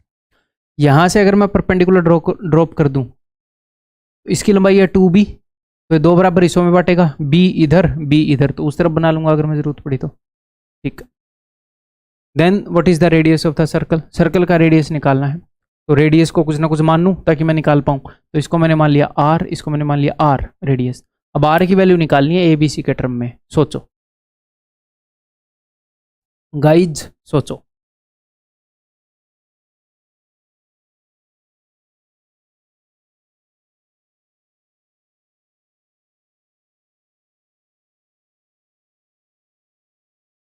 हिंट दे देता हूं, अगर मैं OB को x मान लूं और OD को y मान लूं, देखो ये भी 90 है, ये भी 90 है, ये भी 90 है, इस y के सामने y होगा, x के सामने x होगा, मैं x और y के टर्म में c को निकाल पाऊंगा। वैसे c को कैसे इन्वॉल्व करोगे, तभी तो करोगे, राइट एंगल ट्रायंगल में हाइपोटेन्यूज बना बैठा। अब सोचो अब क्या कर सकता हूँ, एक बार चलो x की वैल्यू निकाल लो, X square is equal to R square minus A square, Y square is equal to R square minus B square, इस ट्रायंगल के अंदर OED के अंदर। ऊपर वाला निकाला है ट्रायंगल OBC के अंदर, ठीक है। और मुझे पता है कि ट्रायंगल ABO के अंदर X square plus Y square is equal to C square, तो यहां पर वैल्यू पुट कर दो, ऊपर से कर दूं, तो R square minus A square plus R square minus B square is equal to C square, 2r square is equal to A square plus B square plus C square बटे में 2, तो ये वैल्यू हो जाएगी r की, are square की। तो r की वैल्यू क्या हो जाएगी, इसके ऊपर अंडर रूट आ जाएगा। तो हो सकता है आपको ऐसे भी मिल जाए, यही क्वेश्चन ऐसे दे दें लोग, ऐसे पता नहीं क्यों दे देते हैं वो। अगर ऐसा होगा तो वहां पर रेडियस इतना होता है, ऐसे निकाल लेना, ऐसे क्यों निकाल लेना, हम ऐसे करके निकाल लेंगे। ऐसे ऐसे फिर कितने रिजल्ट रटेंगे हम कि सर एक रिजल्ट से क्या होता है, ऐसे ऐसे 1000 रिजल्ट आ जाएंगे, क्योंकि ऐसे ऐसे 1000 सिचुएशन क्रिएट हो सकती हैं, ठीक है।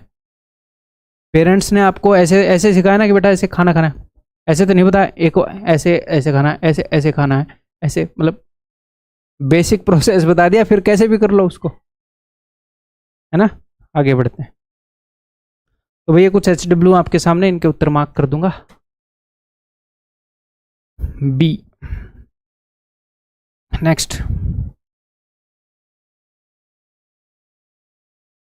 पॉज करके कर लेना ट्राई। नेक्स्ट,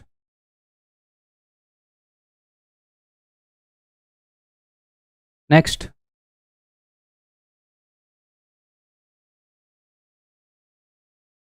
नेक्स्ट,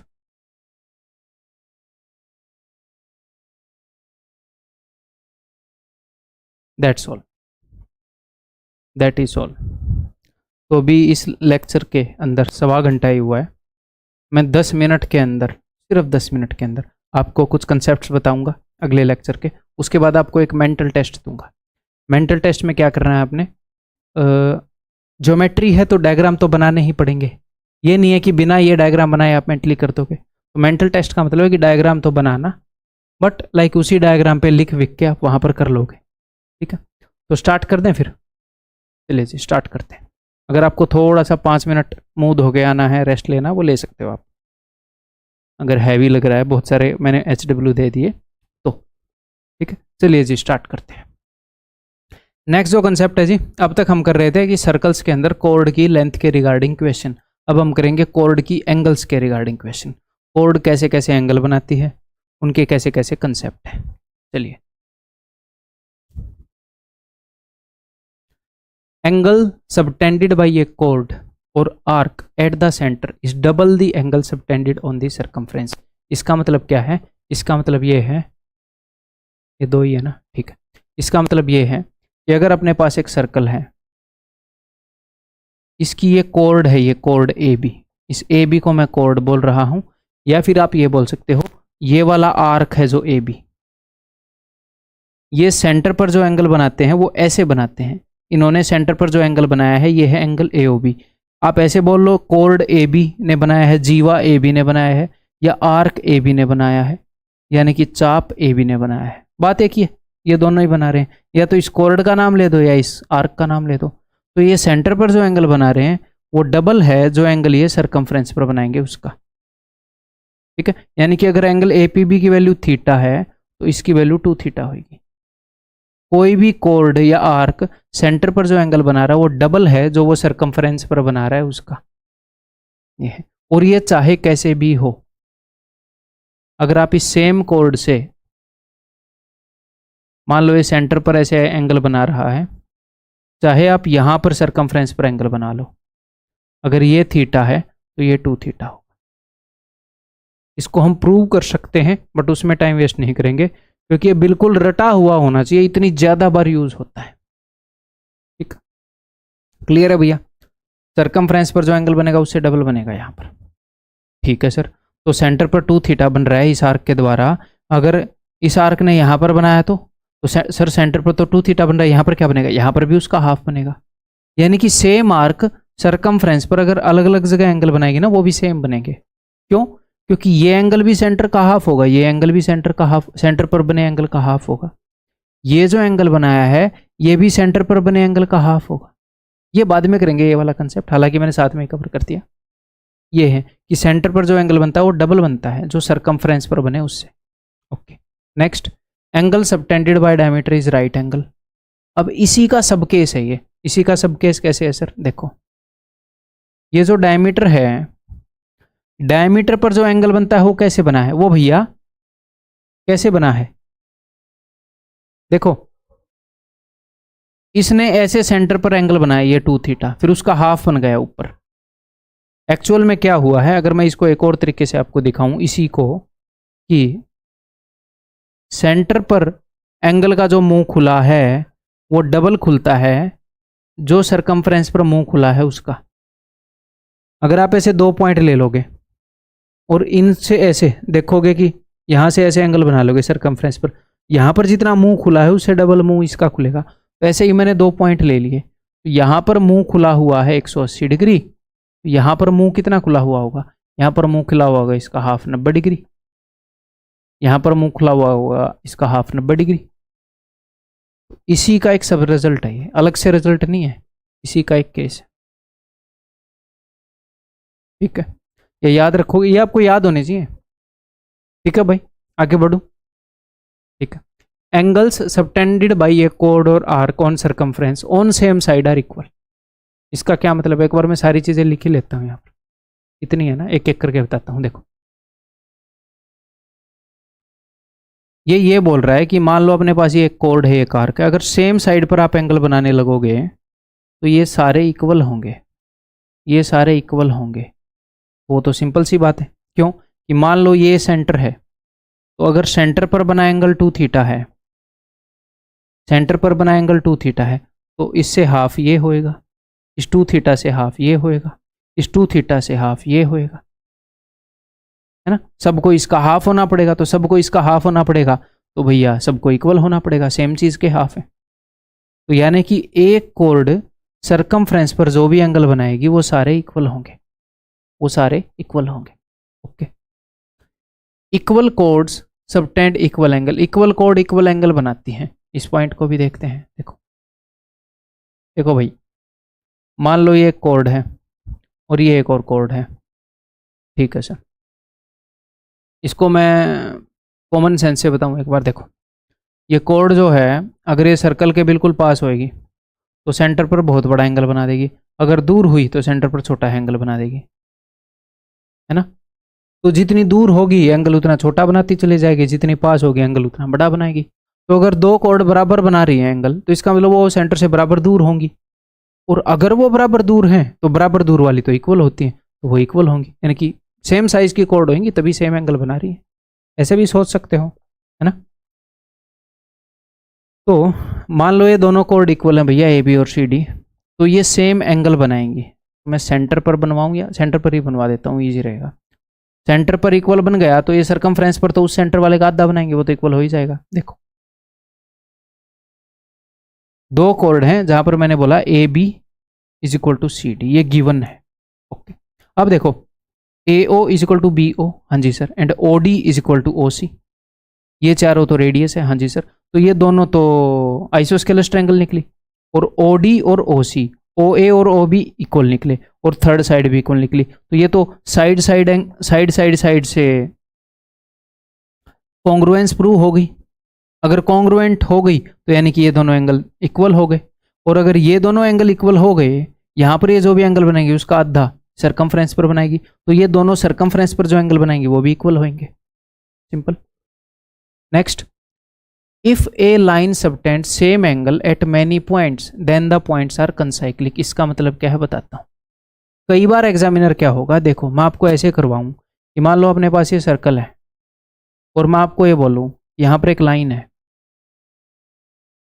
इसने यहाँ पर एक एंगल बनाया है, इसने यहाँ पर एक एंगल बनाया है, इसने यहाँ पर एक एंगल बनाया है, तो आप बोलोगे कि सर ये भी थीटा है, ये भी थीटा है, ये भी थीटा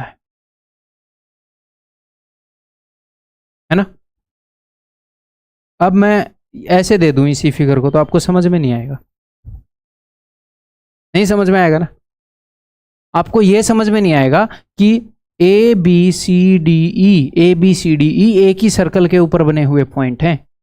तो वो करता क्या है, अगर मुझे एक ही लाइन ने ऐसे सेम एंगल बना रखा है ऐसे, तो इसका मतलब है ये दोनों पॉइंट जो इस लाइन के एंड पॉइंट हैं और ये सारे पॉइंट ये कनसाइक्लिक हैं, यानी कि ये एक ही सर्कल के ऊपर लाई करते हैं। बस एग्जामिनर ने किया क्या है, एग्जामिनर ने वो सर्कल गायब कर दिया, अदरवाइज ये डायग्राम ऐसा था। ये एक ही सर्कल के ऊपर लाई करते हैं अगर ऐसी सिचुएशन है तो। हाँ, ऐसा नहीं हो सकता क्या कि ये मत सोचना कि ये वाला भी ट्रू है। अगर यहां पर है ए बी, ये यहां पर बना रही है 2 थीटा और यहां पर बना रही है थीटा, तो इसका मतलब ये नहीं है कि अच्छा इसका मतलब एक सर्कल है जो ऐसे पास हो रहा है और ये वाला सेंटर है ना। अब मैं इस डिटेल में नहीं जाना चाह रहा, ये क्यों नहीं हो सकता क्या नहीं है, टाइम वेस्ट होएगा, बट मैंने मोटा मोटा आपकी नज़र में ला दिया, ये वाला ट्रू नहीं है, सिर्फ ये वाला ट्रू है। ठीक है, क्योंकि मुझे पता है वो उसके ऊपर क्वेश्चन भी नहीं देगा ट्रू नहीं है तो, बट लोग बना देते हैं, वो मार्केट में घूमते रहते हैं, हम अपना क्यों टाइम वेस्ट करें। बस नज़र में ला दिया मैंने आपके। लोग है ना पता नहीं मतलब पूरी रिसर्च किए बिना ही पढ़ाना लग जाते हैं। देखो गलती किसी से भी हो सकती है, मेरे से भी हो सकती है, बट फिर भी एक बेसिक रिसर्च तो करनी बनती है ना भाई चीज़ें पढ़ाने से पहले। चलो आगे बढ़ते हैं, फालतू की बात तो मैं क्यों घुसे। देखो नेक्स्ट कंसेप्ट है भाई साइक्लिक क्वाड्रिलेटरल, चक्रीय चतुर्भुज। चक्रीय चतुर्भुज कौन सी होती है, एक ऐसी क्वाड्रिलेटरल साइक्लिक चक्रीय जो चक्कर के ऊपर है, यानी कि जिसके चारों वर्टिसेस एक सर्कल के ऊपर हो, इसको बोलते हैं साइक्लिक क्वाड्रिलेटरल, चक्रीय चतुर्भुज। ठीक है, तो सम ऑफ ऑपोजिट एंगल्स 180 होता है इसमें, यानी कि अगर ये वाला एंगल थीटा है तो ये वाला एंगल 180 माइनस थीटा होगा। Okay sir. And exterior angle is equal to interior opposite angle. किस चीज की बात कर रहा हूं, इस चीज की बात कर रहा हूं कि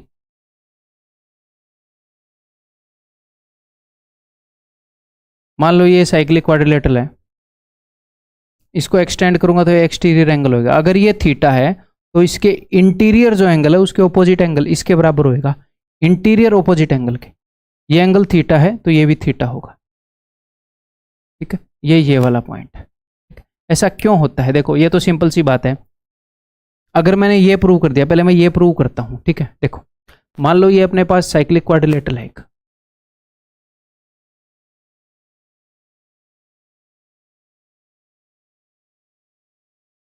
ये एक साइक्लिक क्वाड्रिलेटरल है। कहाँ से प्रूव करूँ? प्रूव करने लायक बना दूँ एक बार ताकि आपको अच्छा फील हो। ये सेंटर मान लेते हैं और ऐसे बना लेते हैं ना, ये लो।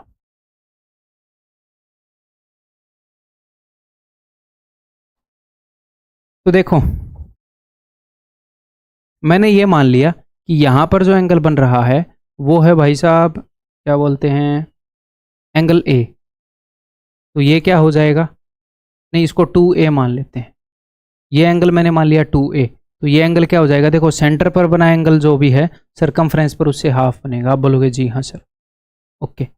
और यहाँ पर जो एंगल बना है वो मैंने मान लिया 2B। तो अगर यहाँ पर 2B बना है तो यहाँ पर बनेगा 2B का हाफ B। ये थोड़ा सा आपको अजीब लग रहा होगा क्योंकि अब तक तो आदत ऐसे थी, अब ये उसका उल्टा हो गया बस। जस्ट सेम चीज़ ऐसे समझ लो।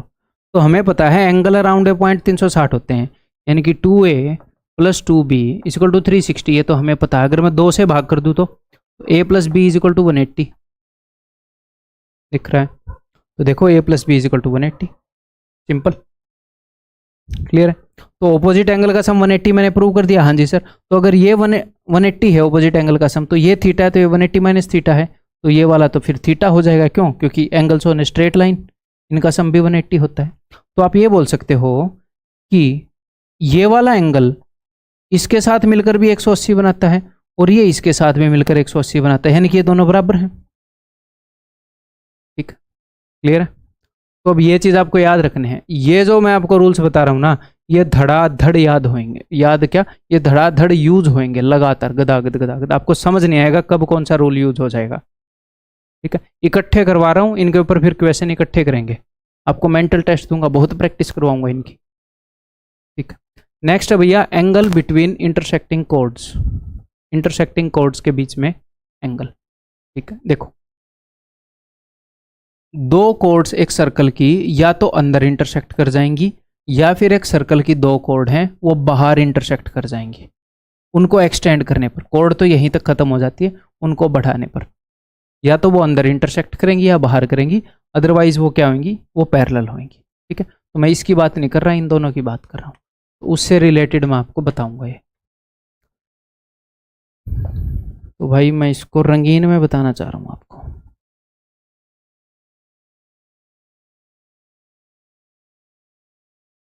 देखो तो यहाँ पर मैं केस लूंगा वो वाला जब दोनों कोड अंदर इंटरसेक्ट कर रही हैं। ठीक है, एक मैं ले लेता हूँ भाई साहब काली वाली कोड,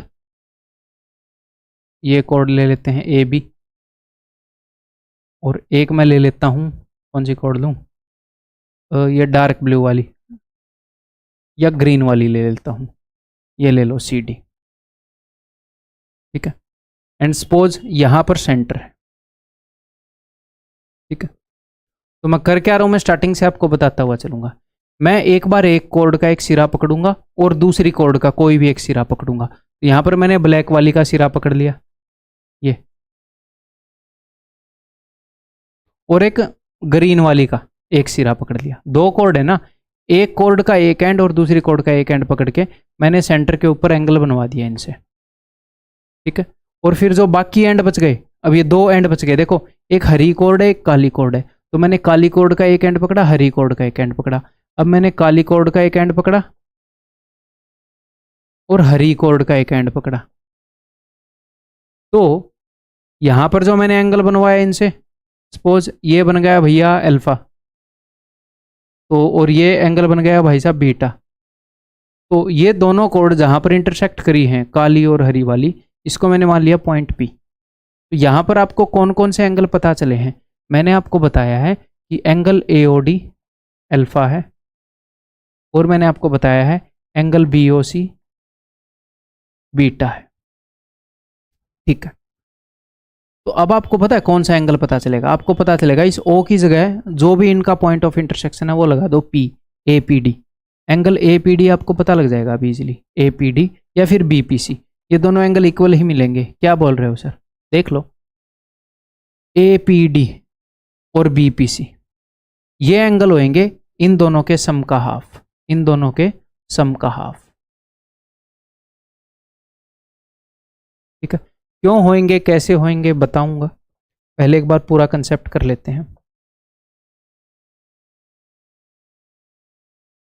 अब मैं एक काम करूंगा, मैं बाहर वाली कोड्स लूंगा।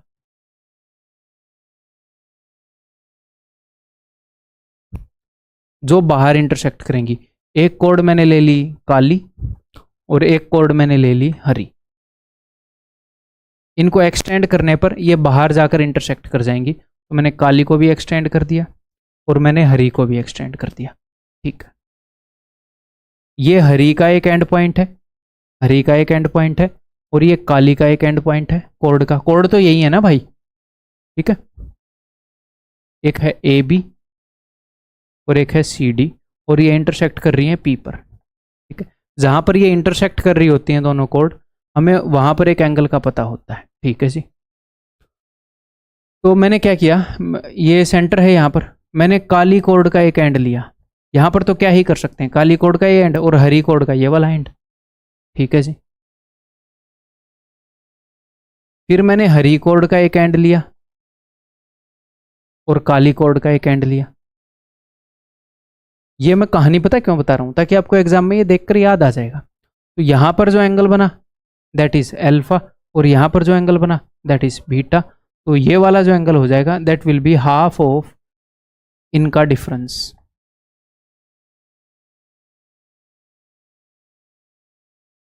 ठीक है, तो एक बार फिर से मैं कहानी बताता हूँ आपको। देखो हुआ क्या, दो कोड इंटरसेक्ट कर रही हैं, एक कोड का एक एंड और दूसरी कोड का एक एंड पकड़ के देखा सेंटर पर क्या एंगल बना रही है।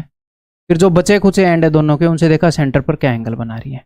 तो जहां पर ये इंटरसेक्ट कर रही है वहां पर एंगल बनेगा इनका सम बाई 2। कोड अगर अंदर इंटरसेक्ट कर रही है तो एंगल बनेगा जहां पर भी ये इंटरसेक्ट कर रही है सम बाई 2। अब ये जहां पर इंटरसेक्ट कर रही है वहां पर दो तरह के एंगल हैं, एक तो APD और BPC जो कि इक्वल है, और एक APC और DPB। तो आप कंफ्यूज हो जाओगे, ये पता चलेगा ये। इसलिए मैंने क्या बताया, अगर आपको AOD एंगल और BOC एंगल के बारे में बताया है तो सिंपली इस O को P से रिप्लेस कर दो, आपको APD और BPC के बारे में पता चलेगा। ये दोनों इक्वली मिलेंगे और ये होंगे इनका सम बाई 2। ठीक है जी, इसको जब मैं क्वेश्चन के अंदर यूज करूंगा ना तब आपको और अच्छे समझ में आएगा। नेक्स्ट प्रूव भी कर लेंगे इसको, वो कोई बड़ी बात नहीं है। नेक्स्ट, दोनों कोड बाहर इंटरसेक्ट कर रही हैं, तो इस कोड का एंड पकड़ा, इस कोड का एंड पकड़ा, एक एंगल होगा, इस कोड के दूसरे एंगल पकड़ के, तो ये क्या होगा अल्फा माइनस बीटा बाई 2। अंदर इंटरसेक्ट कर रही हैं तो सम बाई 2, बाहर इंटरसेक्ट कर रही हैं तो डिफरेंस बाई 2।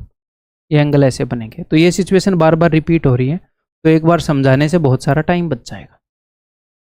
ठीक है भाई, क्लियर है। हम क्या करेंगे, जब मैं इसके क्वेश्चन करवाऊंगा तब इसको प्रूव करवा दूंगा, एक बार फिर से रिवाइज हो जाएंगी चीजें। ठीक है, यहां पर नहीं करेंगे। चलो, तो अब नेक्स्ट कंसेप्ट, लास्ट कंसेप्ट, जिसके बाद हम अपना मेंटल टेस्ट करेंगे। तो नेक्स्ट कंसेप्ट है भैया, मान लो टेक्स्ट भी है क्या इसमें, नहीं है, तो मान लो अपने पास एक सर्कल है, इस सर्कल के अंदर एक टेंजेंट है और एक कोड है।